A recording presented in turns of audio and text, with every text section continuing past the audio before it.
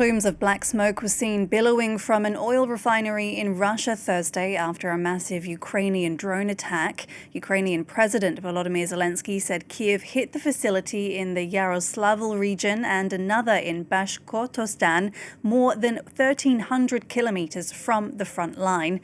The Yaroslavl governor, however, said the drones were shot down, though debris fell on storage tanks and shrapnel injured 4 people. Ukraine has stepped up its attacks on Russian oil refineries in recent months, causing fuel shortages.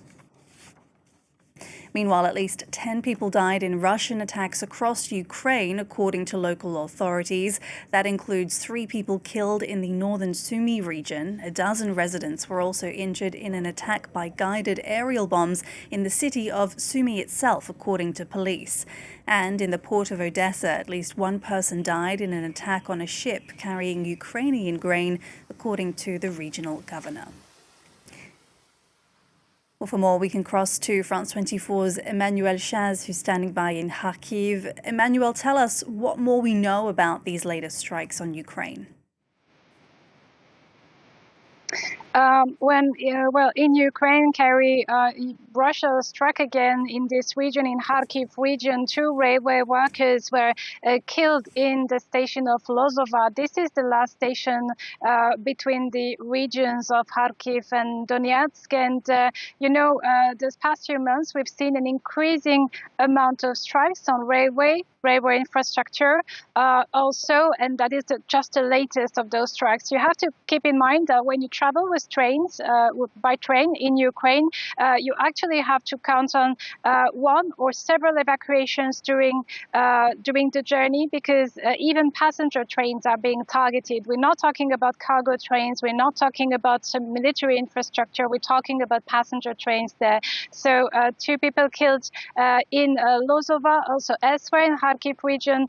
3 people died in other drone strikes by Russia. Overnight, it is more than 100 drones that Russia launched at Ukraine, as well as a couple of missiles, 4 missiles that were also thrown across the country. Russia there is really taking advantage of the fact that Ukrainian air defense at the moment suffers from a shortage of intercepting missiles. If it has a pretty good track record to stop drones, kamikaze drones that come over Ukraine, so far the past few days have shown that Ukraine critically lacks means to intercept Russian missiles.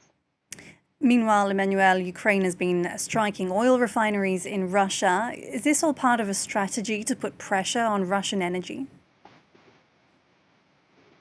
It is part of a strategy that has been, also seeing increasingly, Ukraine striking deep into Russian territory. The strikes that have been confirmed by President Zelensky, they happened quite far away from the front line. In the case of the oil refinery of Yaroslavl, this is 700 kilometers away from the Ukrainian border. This is one of the 5 largest refinery of Russia. We've seen huge,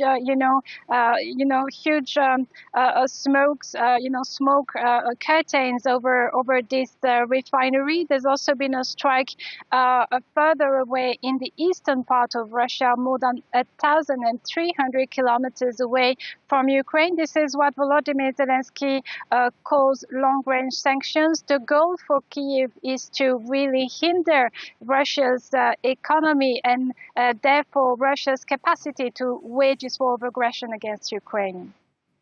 All right, Emmanuelle Chaze, thank you very much for that update from Ukraine.